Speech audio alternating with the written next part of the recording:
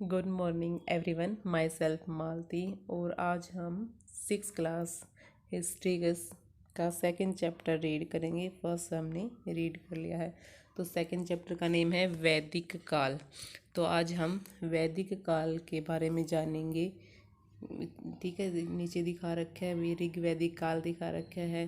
तो जो वैदिक काल है उसको 2 पार्ट्स में डिवाइड किया गया है, उसको बोलते हैं ऋग वैदिक काल। और जो बाद में जो भी ग्रंथ लिखे गए हैं उनको उत्तर वैदिक काल बोलते हैं। तो अब इन दोनों में एक टाइप से कम तुलना की जाएगी कि ऋग वैदिक काल में सामाजिक जीवन कैसा था, उनका राजनीतिक जीवन कैसा था। ऐसे उत्तर वैदिक काल में राजनीतिक, सामाजिक जीवन, आर्थिक जीवन एवं धार्मिक जीवन किस तरह का था, तो वो हम आगे इस चैप्टर में डिटेल से पढ़ेंगे। नेक्स्ट है आगे कुछ भी ऐसे बातें चल रही है, उसमें दिखा रखा है कि ऋषा दादाजी के साथ उनका अध्ययन कक्ष व्यवस्थित करते हुए, यानी कि वो ऋषा है वो अपने दादाजी के साथ उनके स्टडी रूम में बैठे हुए हैं और बातें कर रहे हैं आपस में। दादाजी, मुझे ये समझ नहीं आ रहा कि इन चारों वेदों में पहले किस वेद को रखूं। यानी कि वेदों के बारे में तो आपने सुना होगा, हमारे 4 वेद हैं। वो पूछ रही है अपने दादाजी से कि मैं इस चारों वेदों में से पहले किस वेद को रखूं, यानी कि पहले कौन सा वेद आता है। तो उनके दादाजी बोलते हैं कि बेटा, इसमें क्या मुश्किल है, सबसे पहले प्राचीनतम वेद रखो। फिर नेक्स्ट बोल रहे हैं ऋषा, दादाजी मुझे तो नहीं पता कौन सा वेद प्राचीनतम है, आप ही बता दें। फिर उनके दादाजी बोल रहे हैं प्राचीनतम वेद ऋग्वेद है, पहले उसे और उसके बाद यजुर्वेद, सामवेद और अथर्ववेद रखो। उन्होंने बताया कि जो सबसे प्राचीनतम वेद हमारा है ऋग्वेद है, सबसे विश्व का सबसे प्राचीनतम ग्रंथ है ये।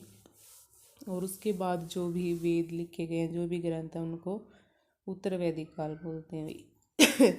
तो दादाजी, ऋग्वेद कितना प्राचीन है और इससे हमें क्या जानकारी मिलती है। ऋषा, इधर आओ, आज मैं तुम्हें ऋग्वेद के बारे में ही बताता हूँ। यानी कि वो अपने दादा से पूछ रहे कि ये भी कितना प्राचीन है और उसमें क्या क्या हमें जानकारी मिलती है, क्या कुछ लिखा हुआ है। तो उसके दादाजी कहते हैं चलो मैं आपको इसके बारे में पूरी जानकारी देता हूँ। तो चलो आगे रीड करते हैं। नेक्स्ट है भारत के अतीत का अध्ययन करने के लिए, यानी कि भारत के अतीत का जो हम प्राचीन अध्ययन करने के लिए वैदिक साहित्य का अत्यधिक महत्वपूर्ण है। यानी कि जो हमारा वैदिक साहित्य है उसके द्वारा भारत के बारे में हमें उसकी प्राचीनतम जानकारी मिलती है। इस काल की जानकारी के भी प्रमुख स्रोत सोर्सेज क्या है, वेद, तो वो बताएंगे इसमें। तो इस काल की जानकारी के प्रमुख स्रोत वेद होने के कारण इसको वैदिक काल कहते हैं। यानी कि जो हमारा प्राचीन भारत है उसको जानने का रिसोर्स क्या है, वेद है। हमारे जो वेद लिखे हुए हैं 4 वेद हैं, वो ही है मेन रिसोर्स। तो इसलिए इस टाइम पीरियड को वैदिक काल कहते हैं। नेक्स्ट है वैदिक काल को 2 भागों में विभाजित किया गया है। फर्स्ट है ऋग्वैदिक काल, नेक्स्ट दूसरा पार्ट है उत्तर वैदिक काल। अब हम ऋग्वैदिक काल के बारे में डिटेल से पढ़ेंगे। ऋग्वैदिक विश्व का सबसे प्राचीनतम ग्रंथ है।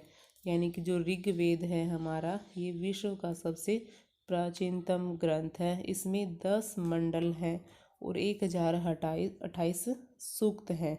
इसमें कितने भी 10 तो मंडल है, एक टाइप से टॉपिक्स लगा लो। इसके अंदर 10 मंडल हैं और उसके अंदर 1028 सूक्त लिखे हुए हैं।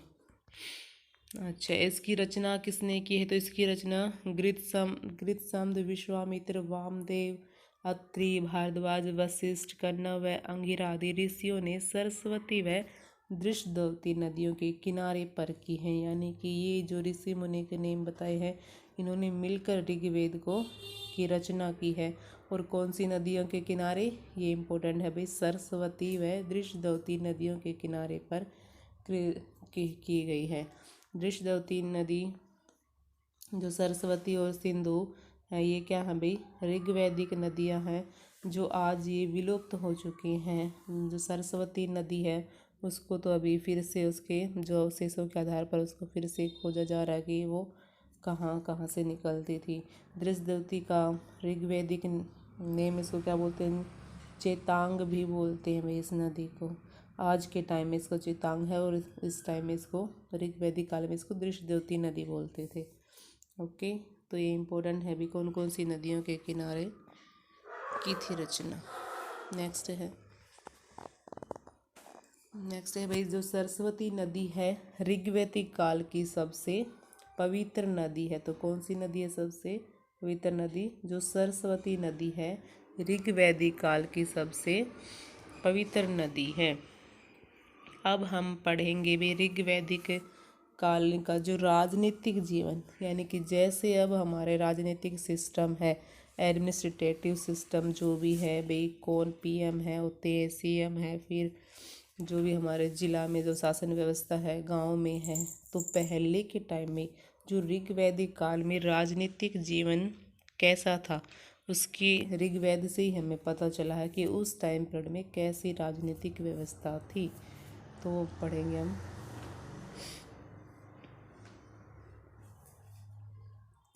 नेक्स्ट है भाई राजनीतिक दृष्टि से ऋग्वैदिक काल की सबसे बड़ी इकाई जन थी, यानी कि सबसे बड़ी इकाई तो जन थी जो ऋग्वैदिक काल में थी। जन फिर किस में बटे हुए थे भाई?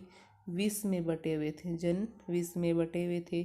20 फिर ग्रामों में बटे हुए थे, ग्राम कुलों में, और कुल परिवारों में बटे हुए थे। तो सबसे छोटी इकाई परिवार का मुखिया पिता या बड़ा भाई होता था। ठीक है, तो सबसे छोटी इकाई है भाई परिवार। ठीक है, यानी कि सबसे शॉर्ट फॉर्म में क्या हो जाएगा? परिवार। फिर क्या होते हैं? कुल होते हैं। कुल फिर किस में बटे हुए हैं? ग्रामों में। ग्राम से क्या बने हुए हैं? 20 बने हुए हैं, और 20 से जन। ठीक है, तो ऋग्वेद काल की सबसे बड़ी इकाई क्या है भाई? जन थी। ओके, बड़ा भाई होता, परिवार का मुखिया पिता या बड़ा भाई होता था, जिसको कुलप कहा जाता था। कई कुलों से मिलकर ग्राम बनता था, यानी कि कुल होते थे भाई, वो कई कुल मिलकर, ठीक है, मिलकर ग्राम बनता था। ग्राम के मुखिया को क्या कहते थे? ग्रामीण कहा जाता था। ग्राम से बड़ी संस्था 20 होती थी। जो गांव से बड़ी जो संस्था होती थी वो 20 बोलते थे भाई, जिसका स्वामी, जिसका यानी कि हेड जो होता है, कौन होता था? विस्पति कहलाता था। कई विषयों के समूह को जन कहा जाता है। जैसे हमने ऊपर पढ़ लिया भाई, कई जो विष होते हैं उसके जो उनका जो ग्रुप होता है उसको जन कहा जाता था। जैसे हमारे वही सबसे छोटी इकाई क्या होती है? ग्राम है। वैसे फिर जिला हो जाता है, फिर स्टेट आ जाती है, फिर है हमारा पूरा इंडिया। तो ऐसे उस टाइम में इस तरह डिवीजन किया हुआ था। ठीक है, नेक्स्ट है ऋग्वेद में 5 जनों, यानी कि जन हमने पढ़ा कि सबसे बड़ी इकाई थी। जैसे हमारा पूरा स्टेट इंडिया हो जाता है, तो ऐसे ऋग्वेद काल में 5 जनों, जैसे पुर है,